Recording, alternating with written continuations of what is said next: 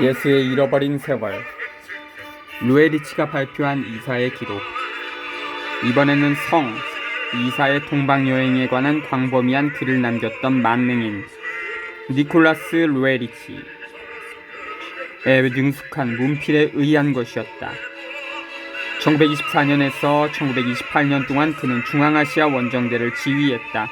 그리하여 시킴, 펀잡, 카스미르, 라닥, 카라코룸, 코탄, 카시가르, 카라시아르, 우름치, 일티시, 알타이 산맥, 오이루 지역, 몽고, 중앙고비, 칸수, 차이담, 그리고 티베트 등지를 널리 여행했다. 여행 중 그는 광활한 아시아 대륙을 배경으로 다양한 나라와 종교의 전통으로 내려오는 여기 오타가 하나 있습니다. 아시아 대륙인데 대륙이라고 써있네요. 전통으로 내려오는 이사의 동방 체류에 대한 생생한 역사를 기록했으며 그에 관한 수기도 몇 개 발견했다. 성 이사에 대한 그의 글은 이 책 4장에 수록되어 있다. 1874년 10월 10일 러시아의 베제르부르크에서 출생한 루에리치는 성 베제르부르크 대학과 미술 아카데미에서 수학했다. 1898년 그는 제국 고고학 연구소의 교수직에 임명되었으며 1920년에 이미 그는 국제적으로 명성 있는 미술가가 되어 있었다. 그의 전기엔 의뢰히 다음과 같은 문구가 나온다. 러시아 태생의 화가, 시인, 고고학자, 철학자 그리고 신비가, 그런데 또한 외교관, 저술가, 비평가, 교육가, 무대 및 의상 디자이너 그리고 탐험가이기도 했다. 동방을 여행함에 있어 어떤 서구의 여행가도 그보다 동방에 대한 지식, 정신, 심리 등에 익숙하지는 못했을 것이다. 그리고 고상한 동기, 종합에 대한 사상, 봉사 그리고 미와 진리 추구를 목적으로 그곳에 갔던 사람은 확실히 거의 없다. 라고 가라베드 파엘리안 박사는 니콜라스 루에리치라는 책에 쓰고 있다.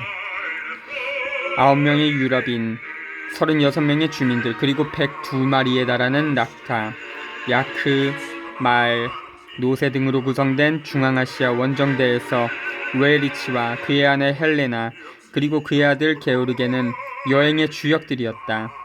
여행 중에 시킴에서 루에리치의 다른 아들 스비아토스라프와 유명한 티베트 문화 학자인 라마롭장 밍규르 돌제가 잠시 합류하기도 했다.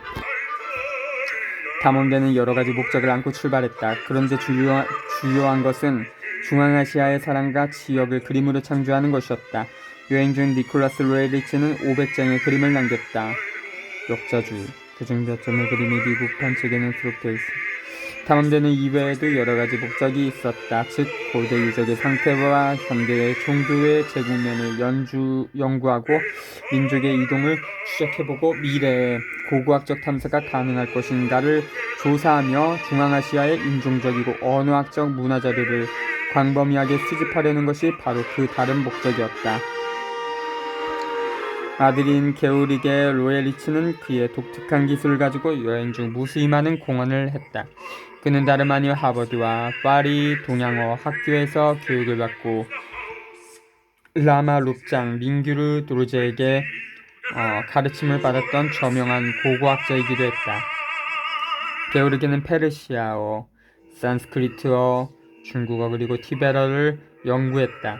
이처럼 광범한 그의 언어에 대한 지식이 닫혀진 땅의 신비를 풀 수 있는 열쇠를 아버지에게 제공한 것이다. 라고 루이 마랭은 말했다. 파리에 있는 인종학회의 회장을 역임했던 루이 마랭은 1931년 발행된 루에리치의 여행기 아시아의 오지로 가는 길 Quest to Immersed Asia 서문에서 이같이 말했다. 여러 나라의 언어와 간섭에 대한 그의 지식 때문에 게오르게 루에리치는 대개 이방인들에게 완전히 금지된 불교사원을 방문할 수 있었고 300권에 달하는 종교의 경서, 범퍼를 완전한 형태로 발견할 수 있었다. 이것은 종교와 동양의 역사 탐구를 위해 이루말할 수 없는 귀한 자료들인 것이다. 라고 마랭은 덧붙였다. 탐험을 성공적으로 이끌기 위해 게오르게는 히말라야 동부에 있는 시킴에서 그의 언어를 연마해가며 1년을 지냈다. 현지 주민들과의 부단한 관계를 필요로 하는 여행의 출발에 앞서 티베터를 훌륭히 구사할 수 있는 능력을 습득함이 무엇보다 절박했다고 게오르게는 쓰고 있다. 그런데 니콜라스 로에리츠는 후에 게오르게가 꼭 필요한 티벳 방언을 모두 알고 있다는 것은 참으로 놀랍다고 쓰고 있어 그때 그가 시간을 아주 유용하게 보냈음이 분명하다. 아마도 그렇게 중요하다고는 할 수 없지만 여행에 대한 또 다른 이유가 있은 듯하다. 레오나드 니모일가 호기심을 자극하는 수많은 신비를 탐구하도록 수백만의 미국인들을 이끌기 오래전에 니콜라스 로에리치는 동방의 전설에 숨겨진 실제의 진실을 탐구했던 것이다.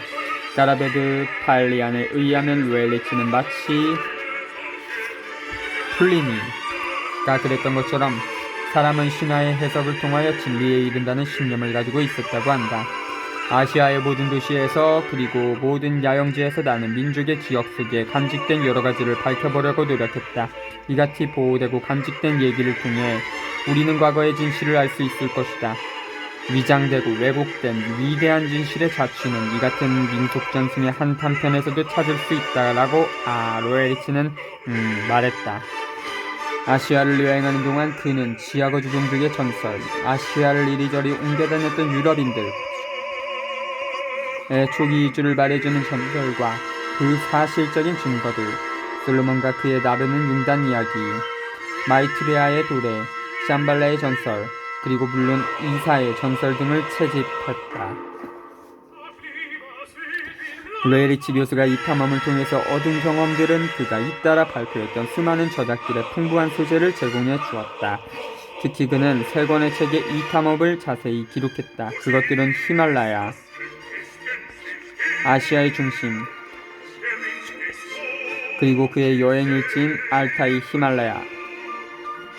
특히 알타이 히말라야는 지금까지 쓰여진 거의 모든 책들보다도 진정한 예술가의 마음을 사로잡은 지고한 아름다움을 훌륭히 표현했으며 동시에 저자의 소박한 위대함과 독특한 성품을 잘 나타내고 있었다고 미국 예술 잡지 아메리칸 매거진 오브 아트 1929년 12월 호에 한 독자가 평했다.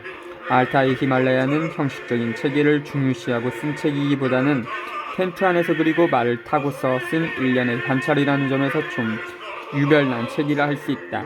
이 책에서 로에리치는 이사가 동방에서 머물렀던 사실을 광범위하게 나열했는데 이 이유는 그가 여행을 시작했던 카스미르 지방에서부터 이 같은 전설을 수없이 접했기 때문이다.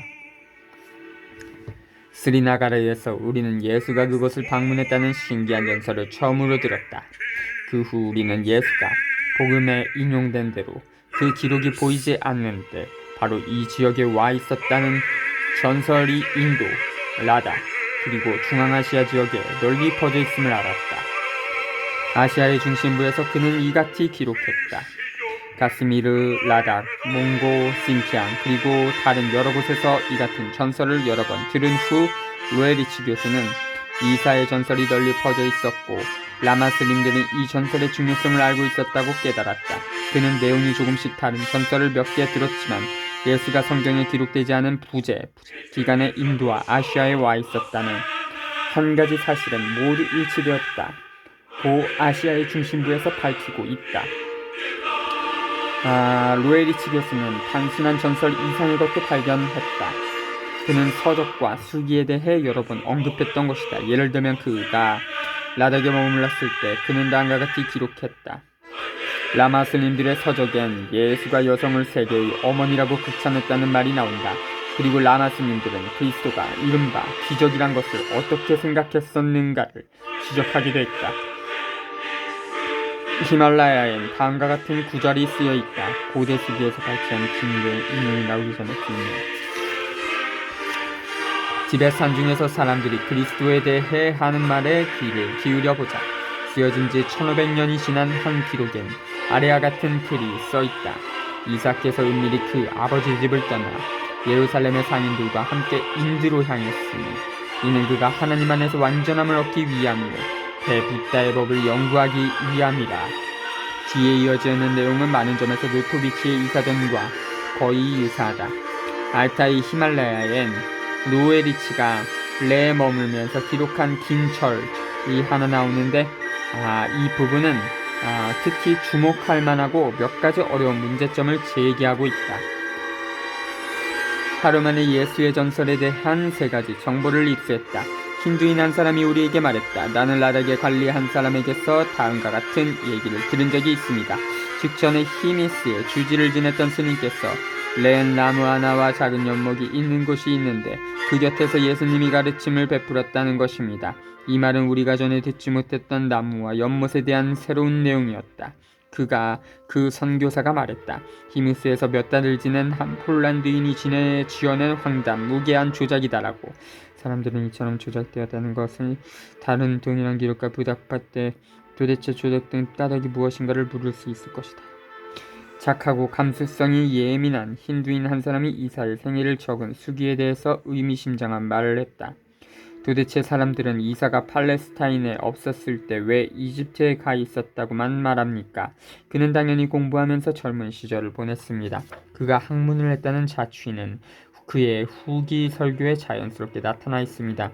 이 같은 설교가 나오게 된 근거는 대체 어디에 있습니까? 이집트에서 그와 같은 근원을 찾을 수는 없을 것입니다. 그렇다면 우리는 인도 불교의 자취를 볼 수 있습니다. 그런데 이사가 대상로를 따라 인도와 티베트로 방랑했다는 사실을 사람들은 왜 그렇게 강력히 부인하는가? 저는 이해하기 곤란하군요. 의식 속에 이해하기 어려운 어떤 것이 들어올 때 그것을 경멸적으로 비난하기 좋아하는 사람들이 항상 있어 왔다. 그런데 만일 그렇게 된다면 지식은 형식적인 학교 교육으로 변형되고 중상모략은 훌륭한 기술로 장려될 것입니다. 도대체 어떤 경로를 통해서 최근에 위조문서가 모든 동양인의 의식 속에 침투할 수 있단 말인가? 그리고 만일 위조된 기록이 있다 할지라도 그 같은 장문의 문서를 팔리어와 티베터로 쓸만한 과학자가 한 사람이라도 있단 말인가? 우리는 이 같은 과학자를 알지 못한다. 라닥에 들렀을 때 루에리치도 물론 히미스를 방문했다. 그렇지만 그는 히미스를 보고 실망한 나머지 그곳이 음침하고 시리에 가득 찬 분위기를 풍기고 있었으며 머리 위엔 검은 갈가마귀가 날아다녔고 그곳 승려들은 상당히 무식했다고 썼다. 히말라야에서 밝힌 히미스 방문기 서장에서 루에리치는 다음과 같이 썼다. 그리스도의 수기에 대해 말을 꺼내자 그들은 완강히 부인했다. 물론 부인했던 사람들은 그 사원의 사절단들이었다. 그런데 점차 말을 꺼리는 내용들이 단편적으로 튀어나왔다. 물론 그들은 말을 삼가고 있었다. 마침내 라닥의 로인들이 이 수기에 대해 들은 적이 있고 또 알고 있기도 하다는 사실을 우리는 알았다. 그리고 그는 히미스에 대해 언급하면서 몇 마디 덧붙였다. 그리고 그리스도에 관한 수기와 참발라 서적과 같은 문서는 가장 비밀스러운 장소에 놓여 있다. 책을 편찬했던 라만 스님의 초상화는 환상적인 머리 장식을 두르고 우상처럼 서 있다. 참으로 얼마나 많은 유물들이 이처럼 먼지 앉은 구석에서 소멸되어 가고 있는지 알 수 없다. 탄트릭 라마 스님들은 이 같은 유적에 전혀 관심이 없기 때문이다. 나는 이 같은 불교의 또 다른 모습을 보지 않을 수 없었다. 간단히 말하자면 루에리치의 저작들은 모두 예수가 동방에 체류했던 사실을 기술한 기록들의 존재와 그 신빙성을 입증하기 위한 것들이지만 그도 사실상 문제의 기록을 가져오진 않았다. 그는 아시아 여러 나라와 종교인들 사이에 그는 이사가 동방을 여행했다는 사실을 밝힌 여러 서적과 수기에 대해 수없이 많이 언급하고 있는데 그 중에 어떤 것은 그가 직접 확인했고 또 다른 것은 사람들에게 들어 알았던 것이다. 가장 은밀한 곳에 놓인 히미스의 수기라는 그의 표현은 티베타 학자들인 스넬그로브와 스코롭스키가 지적한 암흑의 보고를 지닌 요새라는 어휘를 상기시켜준다. 루에리치가 노토비치의 저작에 대해선 전부터 익히 알고 있었지만 전수되어 내려오는 갖가지 전설을 취재했던 작업은 전적으로 루에리치의 공헌이었다. 레를 여행했던 동안 그는 다음과 같이 쓰기도 했다. 이사에 대한 전설의 많은 부분이 노토비치의 저작에 쓰인 내용을 상기하게 하지만 세부적으로 약간씩 그 내용을 달리하는 이사의 전설들을 이곳에서 발견한다는 것은 여전히 놀라운 일이 아닐 수 없었다. 이 지역 주민들은 그와 같은 내용을 담은 책이 출판되었는지 안 되었는지조차 알지 못하지만 그들은 그 전설을 알고 있었고 항상 깊은 존경심을 안고 이사의 이야기를 했다. 여기서 이사라는 그 말은 예수의 다른 이름을 이사라고 하는데 그 코란, 이슬람의 경전인 코란에는 그 예수가 이사라고 써 있습니다. 근데 이 책에서도 이사라는 표현이 나오네요. 더욱이 로에리치가 취재한 전설과 노토비치가 발견했던 기록에 서로 유사한 내용이 많이 보이지만 노토비치의 이사전에 적힌 60개의 절들이 히말라야에 쓴 로에리치의 이야기와 대등하다. 로에리치는 이사슬기에서 노토비치가 기록하지 않았던 내용을 자기 책에 밝히고 있다. 로에리치는 전설과 수기에 관한 세목을 찾고 그것에 대한 허심탄회한 논의를 거친 후 이 같은 전설들이 최초부터 사람들에게 인정받지 못하게 된 경위를 밝히고 있다. 레에서 그는 다음과 같은 글을 썼다. 티베트에서 돌아오던 길에 이사는 사람들과 교제를 나누었다. 이 전설은 은밀하고 신중하게 전수되고 있다. 누구보다도 라마 스님들은 침묵하는 법을 잘 알고 있기 때문에 이 같은 전설은 쉽게 들을 수 없었다. 다만 사람들은 평범한 일상 언어를 통해서 그 전설이 지닌 내적 의미를 보존한 채 입에서 입으로 전설이 나타내는 귀중한 신비의 언급 접근할 수 있었다. 사람들은 교육받은 스님들이 보다 많은 지식을 가졌다는 확신을 갖게 되었다. 심지어 사람들은 그들이 누구보다도 더 잘 알고 있다고 생각하며 그가 누구에게 동조하고 있는지 아니면 비웃고 있는지 그들의 눈동자를 보고도 분별하기 어렵다는 것이다. 소위 학자임을 자처하고 찾아왔다가 결국 자신들의 가장 어리석은 처지를 깨닫고 떠나는 사람들에게 이 과묵한 스님들은 얼마나 할 얘기가 많을까. 그러나 비로소 아시아의 개화 시대가 도래했다. 의심할 여지 없이 로에리치 교수는 이사에 대한 수기와 전설의 신빙성을 믿고 있었다.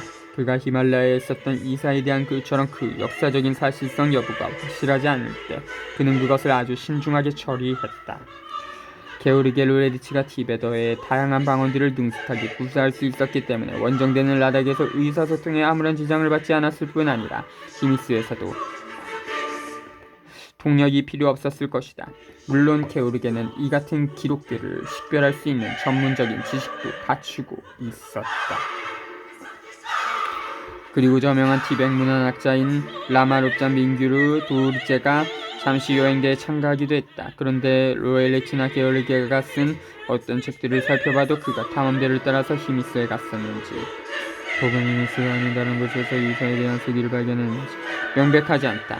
물론 같이 갔다면 그 역시 전문적인 식견을 제공했을 것이고 갖가지 서류의 진위를 가리는 일에도 주의를 주었을 것이다.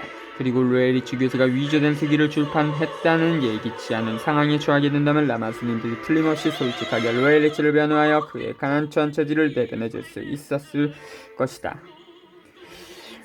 니콜라스 로에리치가 과연 노토비치와 아베다난다가 발견했다고 주장했던 것과 동일한 수기를 찾아봤는가 하는 사실에 대해선 우리가 알 길이 없다. 로에리치 자신이 이 사실을 명확히 밝히지 않았기 때문이다. 그리고 게오르게 로에리치는 과학적인 자료에 대한 연구에 심혈을 기울였을 뿐 수기에 대해선 논의하지 않았기 때문이다. 만일 노토비치가 발견했다고 주장하는 것이 존재했다면 니콜라스 로에리치가 그 사본을 보았을 가능성이 짙다. 그렇지 않다면 그는 그와 유사한 기록을 발견했을 가능성도 있을 것이다. 이사가 동방에 체류했다는 사실을 충분히 서술했던 세 권의 책 히말라야, 알타이 히말라야 아시아의 중심부를 내놓은 후에도 니콜라스 로에리치는 그에게 그의 후기자적의 여러 부분에서 계속 이사에 대해 언급했다. 그런데 로에리치는 이 같은 사실을 최초로 소개했던 러시아의 언론인보다도 심한 비난을 받진 않았다. 사실 우리가 아는 한 그는 저명한 과학자, 문헌학자, 신학자, 그리고 심지어 언론인들에게도 전혀 공격을 받지 않았다. 로에리치 저작들이 세상에 나오자 서정요람, 리터레일리 다이제스트, 1928년 9월 1일 이란 잡지는 이들을 별로 중시하지 않았다. 로일리치 교수는 이미 자신이 티베트에서 그렸던 250장의 그림을 뉴욕에 있는 박물관에 보냈다. 2년 전 히말라야를 그린 그의 그림들이 최초로 도착했을 때 그를 애호하는 사람들은 그림들에 관한 글을 발표했다. 그 내용은 예수가 팔레스타인에서 전도를 시작하기 전 약 10년의 세월을 티베트 지방에서 보냈다는 사실이 적힌 고문서를 로엘리치가 티베트의 보사원에서 발견했다는 것이다.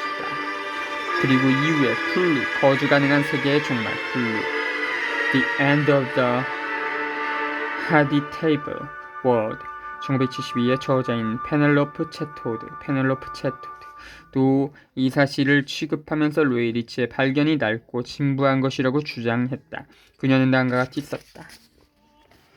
예수는 소위 그의 숨겨진 생애를 티벳과 인도에서 보냈다라는 내용이 적힌 고대 불교의 연대기를 그가 티벳 지방에서 발견했노라고 주장했다. 사실 새로운 것은 아무것도 없다. 왜냐하면 그가 이 기간 동안 카시비르에서 살았다는 확고한 전통이 항상 전해 내려오기 때문이다. 그곳엔 이 신비에 쌓인 그의 생애 중에 그가 남긴 말씀이 여전히 남아있다. 예수께서 말씀하셨다. 세상은 발이라. 그를 건너가되 그 위에 집을 짓지는 말라. 한 시간을 얻기 원하는 자는 영원을 얻으려 할 것이라. 세상은 오로지 한 시간일 뿐이니 너희는 이를 믿음에 바쳐라. 그 나머지는 무익하니라. 이 모든 이들에게 평강이 있을지라. 확실히 로엘리치는 자신에게 가해지는 논쟁에 맞서야만 했다. 영국 정부는 그에게 스파이 혐의를 씌우고 한때는 그의 다정한 친구였고 지지자였던 헨리 왈라스 1933년에서 1980년까지 미국의 노동부 장관을 지낸 바 있고 1941년부터 1945년까지 미국 부통령을 역임는 그의 적으로 변신했다. 그리하여 그들은 거대한 법정 투쟁을 야기하기도 했다. 그러나 그 소송 사건은 로엘리치가 발견한 전설과 기록의 타당성이 중심 논쟁이 된 것은 아니었다. 로엘리치가 뛰어난 과학자였다 할지라도 언제나 신학계에서는 예수가 인도에 갔다 왔다는 이론을 재평가하려 들지는 않았다. 그렇지만 노토비치의 예수에 알려지지 않은 생애가 1926년 재출판되었을 땐 유명한 신학자 에드가 제이 굿스피드가 그의 저서 기묘하고 새로운 복음 Strange New Gospels에 그 서평을 실었다. 굿스피드는 아베다난다와 로엘리치가 히미스를 방문했다는 사실을 전해 들을 만한 충분한 시간적 여유가 있었을 것이다. 왜냐하면 그의 전서는 1931년에 나왔기 때문에. 그렇지만 그의 책에서 그는 아래와 같은 언급을 했을 뿐이다. 즉 예수에 알려지지 않은 생애가 처음으로 출간되었을 때 그것은 단호한 논쟁들을 피할 수 없었다. 물론 막스 뮬러와 같은 권위자들의 눈길을 끌면서 말이다. 그것은 또한 19세기란 잡지에서도 길게 논의된 이후 이젠 잊혀지게 되었다. 굿스피드는 더글라스가 노토비치를 묵살했던 사실에 주목하면서 이 사전이 위조일 수밖에 없음을 자신이 쓴 주석에 첨부하기도 했다. 그렇지만 그의 글은 로엘리치 교수의 저작과 그의 모험에 대한 언급이 전혀 없다. 로엘리치의 글은 굿스피드와 약간의 생소했던 아베다난다와는 달리 뉴욕타임즈나 다른 주요한 신문에 종종 발표되었다. 그런데 상황은 예기치 않게 전환되었다. 마치 안개 속을 항해하던 유령선처럼 문제의 수기들은 사라진 것이 명백했다. 리차드 보크와의 인터뷰에서 아베다난다의 제자 수아미 프라지나난다가 이 사실을 밝힌 것이다. 나는 그가 히미스에서 두루마리를 보았고 또 번역까지 해왔다는 말을 그로부터 직접 들었습니다.